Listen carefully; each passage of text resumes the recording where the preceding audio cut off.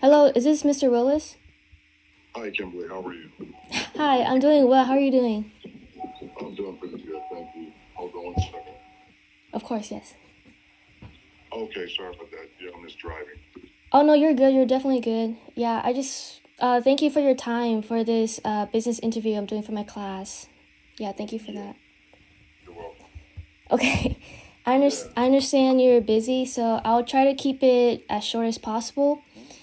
And okay, so for the first few questions, okay. can you introduce yourself and tell us how long you've been in your role and where do you work currently?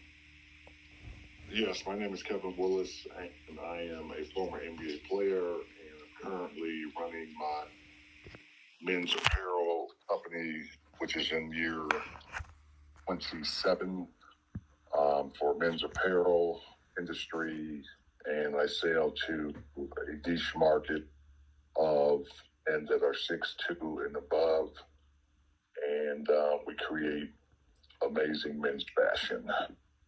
That sounds awesome. Thank you. And for the next question, can you consider any great career achievement in that role?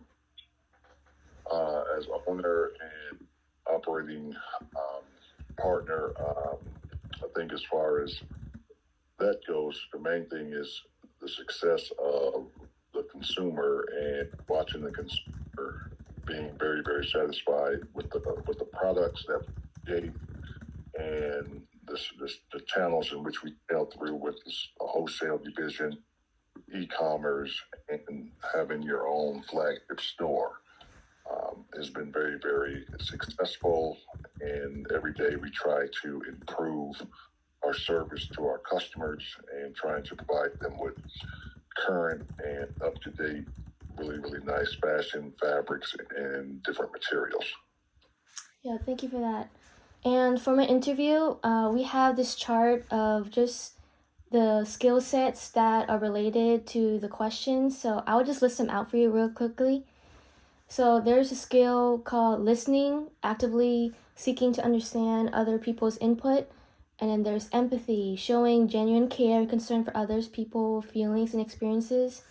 There's healing, helping others overcome personal challenges. Awareness, maintaining a understanding of other people in the surrounding environment. And there's persuasion, influencing others through encouragement, and conceptualization, envisioning a bigger picture. Foresight, using intuition to anticipate future consequences. And there's many more, but we'll go down one by one. But I just wanted to give you the background information of what to expect. So for the first skill for listening, from one through five, how would you rate that skill in your greatest achievement of what you express in improving customer satisfaction and satisfying the consumer with the products and having different materials? How would you rate that 1 to 5 for listening? I would say about four being the top Mm-hmm. of the scale. I would say anywhere between 4.5 and 5. 4.5. Okay, sounds good. And for empathy, for showing care and concern for others, how would you rate that 1 to 5? 5 Okay. always. Yes. For healing, helping others overcome personal challenges, how would you rate that? 5. And the next is awareness. 5. Sounds good. And for persuasion, 1 through 5 as well. I would say about 4.5. 4.5. I really like how you put it specifically like 0.5, 4.5.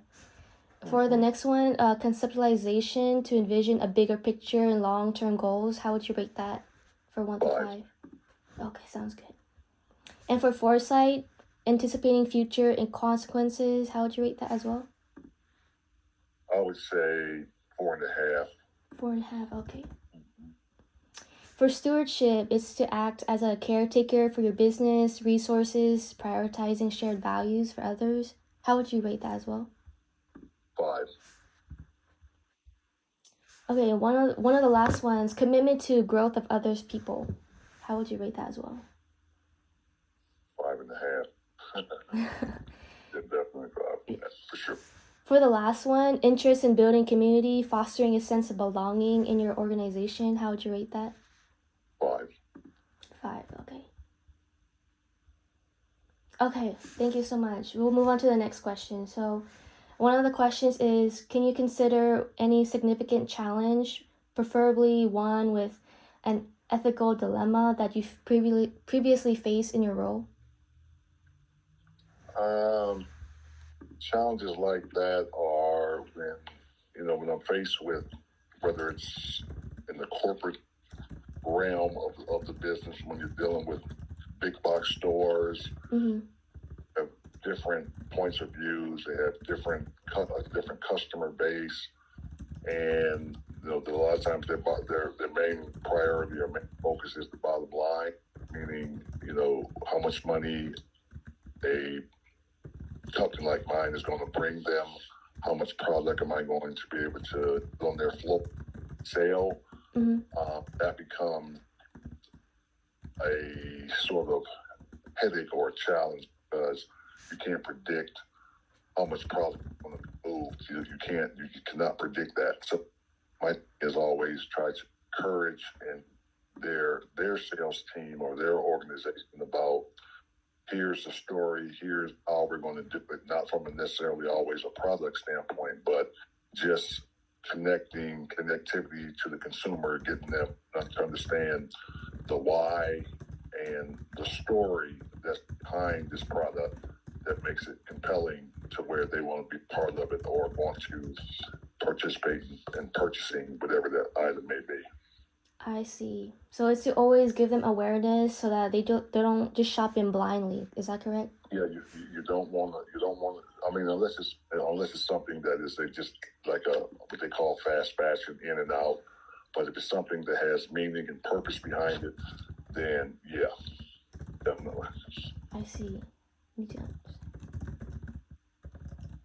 Thank you for the input. I never really thought about understanding the story and the behind the scenes details for fashion, but that makes a lot of sense, especially when you're looking for quality fashion. So that's right.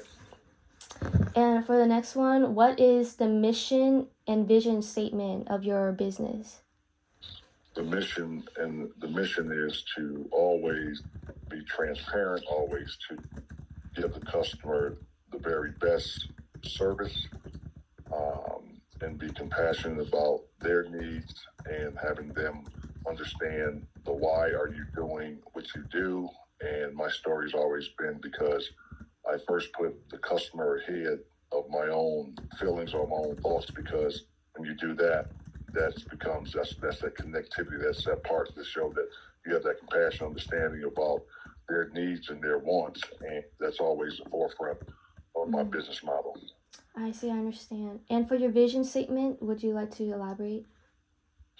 On the vision is to, and that's right, you want the vision? Yes, please. Okay, the vision is to become the authority of the particular space that I occupy, which is the extended size business in the apparel industry, meaning men that are taller, more athletic, who want really, really nice fashion.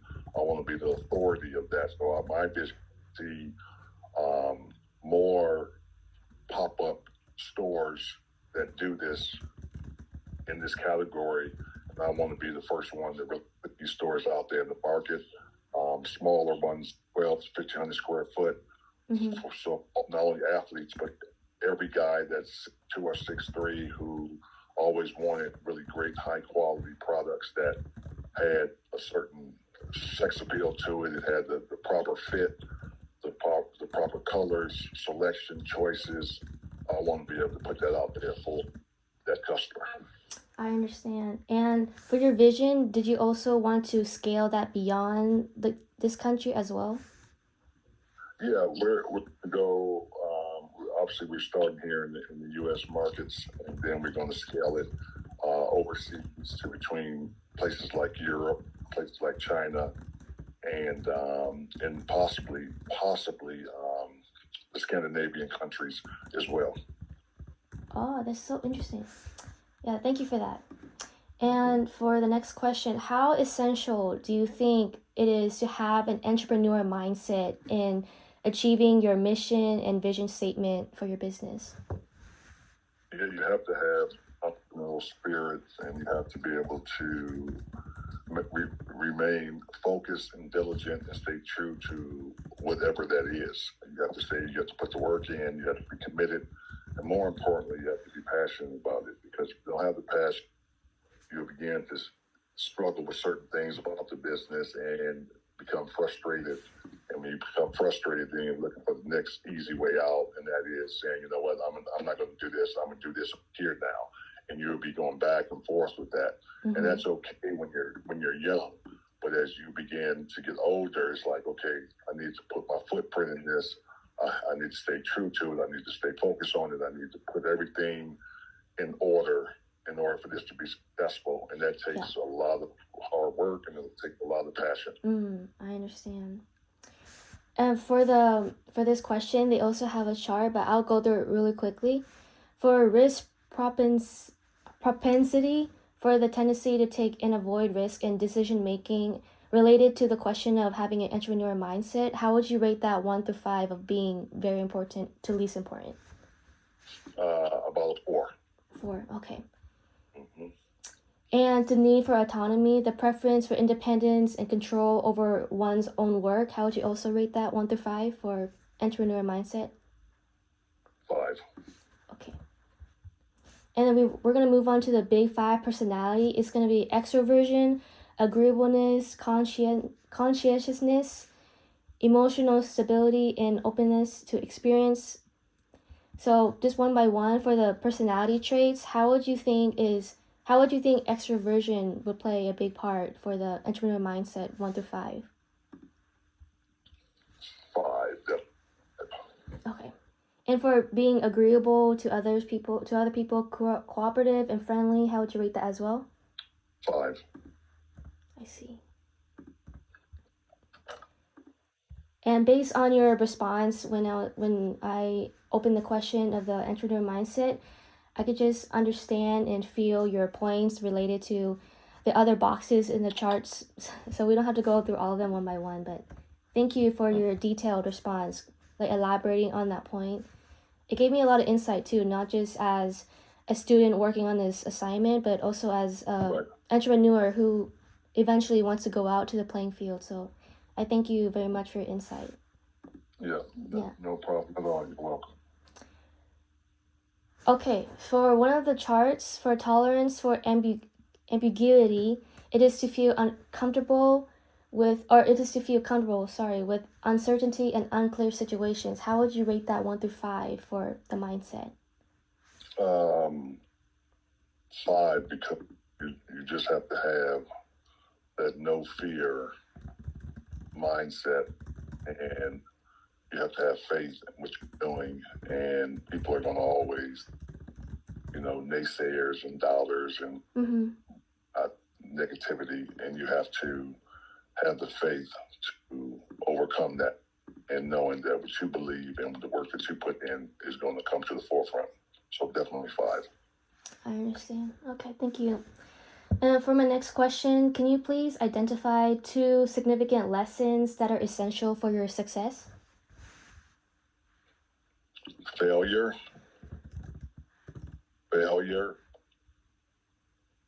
and get back up. Get back up. It's very straightforward advice. And for my very last question, if you could go back to your younger self, whether you're in college or in your 20s, what's one piece of advice you wish you could give to yourself? I would say is to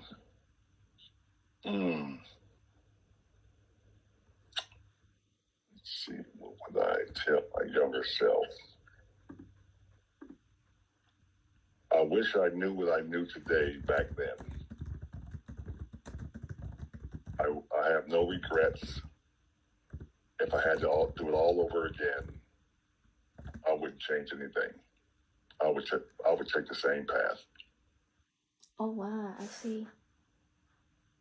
Even though your younger self, they may not understand the future or the challenges, you would still go through straight through the obstacles regardless? I would go through it because my faith, in God, my trust in God, and how I'm wired would would would be the ultimate thing. That would be my shield, my salvation, and everything else. So that's where it always has been. It always will be there. So when I know where my power, my strength comes from, that's enough for me. Yeah, I agree to that too. I recently just got reminded that anytime you do work for God, you always should have the purpose to glorify Him and not do it for your own sake. So that's a very important lesson that I should keep that in mind. That's right. Always. Yeah. Well, Mr. Willis, I thank you for your time. That is the end of our interview, and I hope you have a great day. But thank you again for just, taking the piece out of your day for this. No problem. Anytime. Thank you, and all the best to you too, okay? Okay. Thank you. Yeah, have a good one.